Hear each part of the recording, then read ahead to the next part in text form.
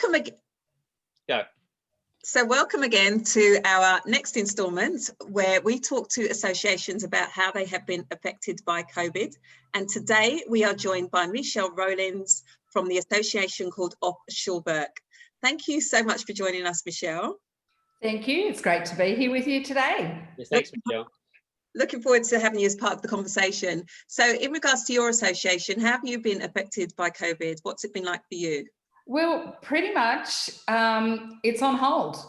I presume, like most associations. I look through our agendas and our minutes, and all our projects just have on hold next to them at the moment. Orff Schulwerk is a very active, when we do our PD, it's very active. There's movement, playing, all of those things where you're quite close to other people. You know, you might be balancing on someone's shoulder or something like that. So it really is, we found that quite a challenge because we thought it through. And even as restrictions started to ease, we thought, well, are people going to be comfortable doing that? And we thought probably not yet. So it's just on hold at the moment. Yeah. Yeah, it makes it very difficult to flock when you can't get together. That's an in-house joke, but I know I've done flocking with the Orff group, which is quite an experience. But now, David, you have to tell people what that is. Yeah, Otherwise, exactly. Flocking is basically, I think the term is coming from a flock of geese or swans, and you move around the room as a flock and you imitate what's going on around you. So, you know, it goes up and people go up and down and they're waving their arms, and it's without alcohol. It is better with alcohol, but it can do it without alcohol. But it's great. It's about movement, and it's a great exercise. And yeah. And at any time you can change direction. So the flock leader is someone new. So it's constantly changing. Yeah. It's good activity. Yeah, even the kids like it. Yeah. I guess the key question too is what has your association done over the last few months to adapt and change to support members? Well, that was our first conversation, and again, as I said, probably every association's first conversation. What can we do for our members? And I remember right at the beginning sending out information to my committee saying, with that open-ended question, what can we do for our members? You know, we need to still give them value in this new space. And we immediately thought, okay, well, we're going to look at membership and extending that and all of those things as a courtesy to start. But we were really mindful that as our members needed not just ideas and not just help, but they needed to connect through this time because people were feeling so isolated.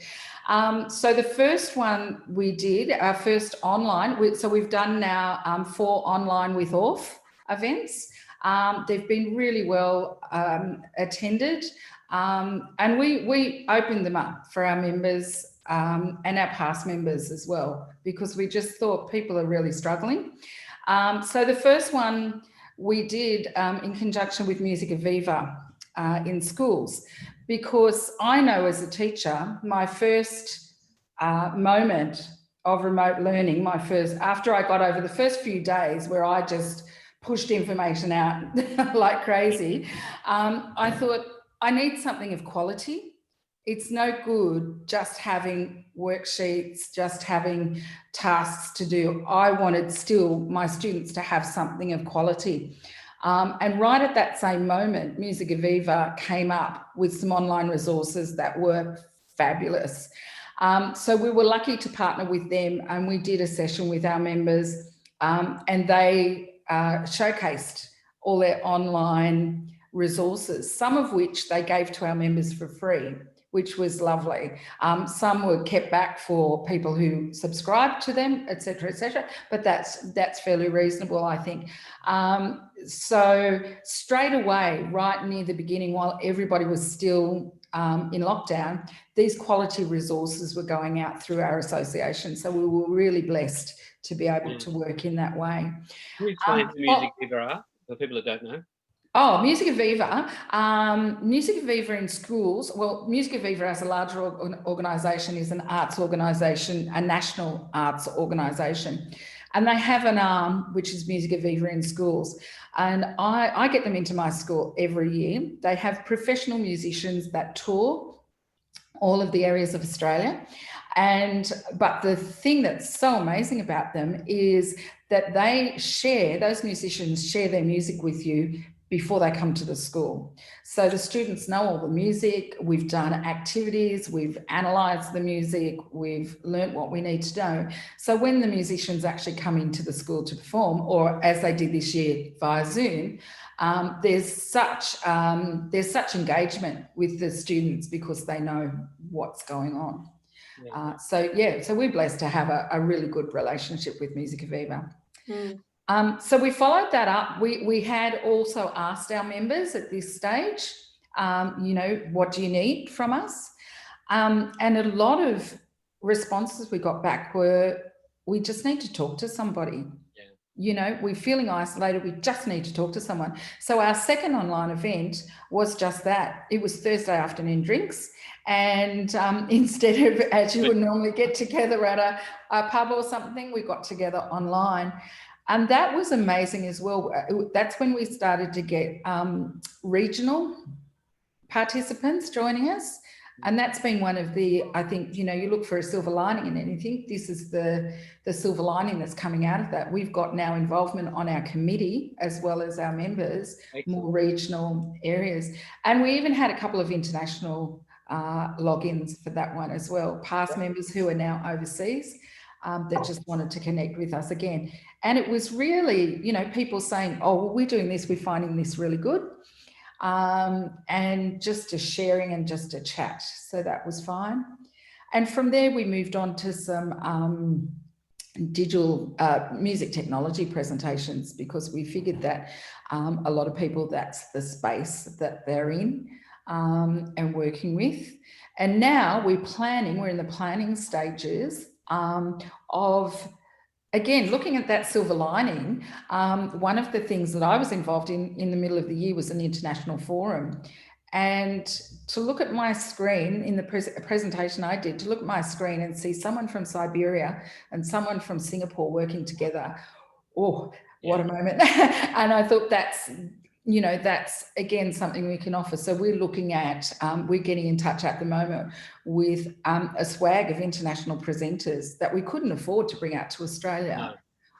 One by one, yet many of them either have something that they can let us show for, say, a 20 or 30-minute slot, or they're willing to do something for us and either record it or stream it out to us live. So that's where we're heading now. Right. So that's the plan for 21, which we'll get onto. Yeah. That's the plan for the beginning. We hope to open up live events. We've got an event in May. And so that event, we're actually looking at offering different registrations, a face-to-face for a limited number, plus some sort of hybrid offering where, they can Zoom in to sessions if they don't want to be face-to-face. So that's all in planning. That's fantastic. So as an association behind the scenes, did you make any changes or did you change processes to look at how you're going to move forward into 2021? You mean as in the association itself? As in leadership, as in, any changes, any processes that you've looked at or implemented that are new?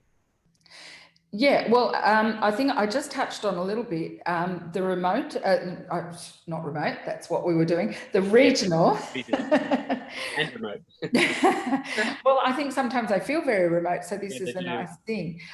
We've talked about in the past and never really got into deeply the idea of taking our teacher training into regional areas. And of course, we had time this year because we weren't doing the face-to-face workshops and all the lead up and, making name tags, etc. All those little jobs left us a little bit of time. So we've been in touch with one of the regional conservatoriums and we're looking at taking our teacher training courses to that conservatorium next year as well, provided everything's, easing off. And but they're, I mean, they've got 0 cases out there in this area. So I think the mind space, headspace around it is a little bit different in a regional area where there's been no COVID at all. So I think that's the major change that we've done. But we've also, David, you'd be aware of this, we're also, as we do have some time, we're looking at things like our governance and doing a health check on that. And looking at whether we need to make some changes there. For example, we didn't have any digital policies at all with our association. And we're developing those now. So just using that downtime to, I suppose, to develop some of those. And you've got a new website as well. Yes, and the new website, which is almost ready to go. Yeah. Okay. So Michelle, what are you going to be putting in place for 2021 in regards to dealing with the situation as it is now? Well, if it stays as it is now, as I said, we'll start the year with those online offerings still, but looking at more international, or a mixture of local, national and international presenters. So that's first cab off the rank. We're looking at that in February next year, and that will go ahead in that format no matter what, because that's sort of where I think we will still be. Yeah. I've touched on in May that our conference will have different sort of things. We're hoping by September next year that our teacher training can go ahead face to face. That's our plan. I mean, pivot's the word, isn't it? Yes, and flexibility and everything. Yeah. So we're ready to change if we need to, but that's our overall plan. We'll also be going back and looking at a couple of the other projects that we'd put on hold. For example, we were looking at bringing John Maiden up from Melbourne, who's a fabulous, he builds his own instruments. It's a lot of fun. We were looking at doing a couple of workshops with him and also sponsoring him to go to a couple of schools, possibly in disadvantaged areas, to give those students, an experience there. So hopefully those projects we'll be able to bring back in, off that on hold list, bring back into our planning. Yeah. Right. And I guess finally, I'd be interested in, and I know association would be interested in talking about, does your association see it shift or morphing in terms of the value and the importance of membership? Oh, absolutely. And this is something we were talking about pre-COVID anyway. Mm-hmm. So I think the conversations and the planning around that hasn't been so much affected by COVID. We've been looking at, there's literature around saying, membership is dead and all of that sort of thing, and how membership is more difficult. We have a great sister association in South Australia that are doing some fabulous things for members, and we've been having a look at their models and looking at what we might incorporate. We want our members to feel a bit more special. So it's not just a discount on a workshop or a reduction in this. We want things that are going to build value for our members. So we're looking at members only events. We're looking at resources that are for our members only. And I know people share outside. Yeah. So yeah. We're not naive in that, but I think I think the intent, they will appreciate the intention. And I think especially younger people coming through, we've got quite a few young members on our committee, which is great. Right. They want something for their membership. They don't just want a discount. They want to know they're getting something special for their membership. Yeah. So that's what we're exploring at the moment. In fact, 2 of our young ones last year suggested an Orff to the pub. There's a theme running here. But, in terms of a very relaxed meet and greet, sort of get to know other members in the association, a social side, our social media, and that has really come up all of that sort of thing. So we're looking at how to connect with our members a little bit better, how to push information out to our members a lot quicker. And that's where our social media has been a godsend. The girls that are running that are fabulous. Yeah, so that's where our planning is going.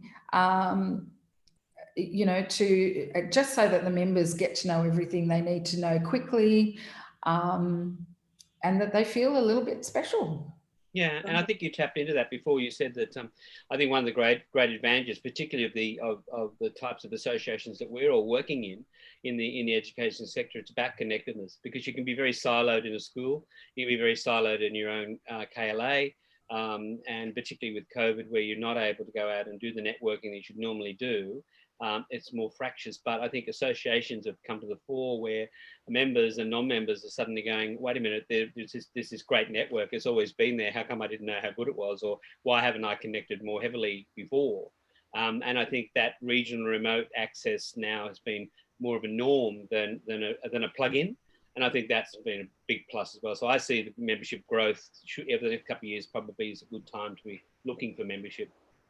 I totally agree. And we notice that even more because Orff Schulwerk in Australia is just one arm of a global organisation based in Austria, in Salzburg, where Orff came from.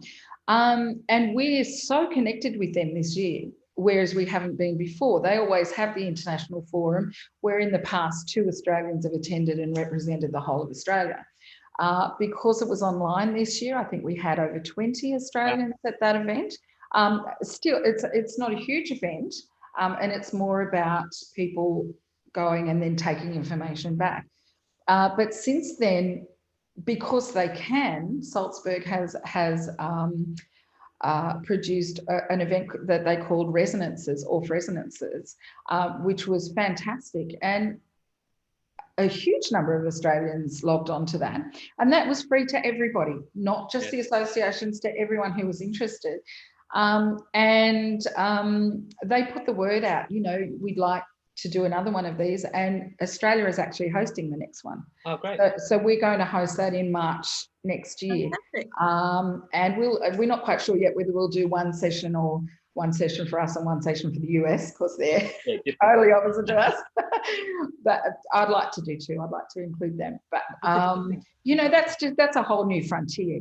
And to you know, the Orff Institute in Salzburg is like Mecca to us, and we just love the closer connection that we now have, and that our members have directly, not just delegates. And I think that's a real shift that we're seeing as well.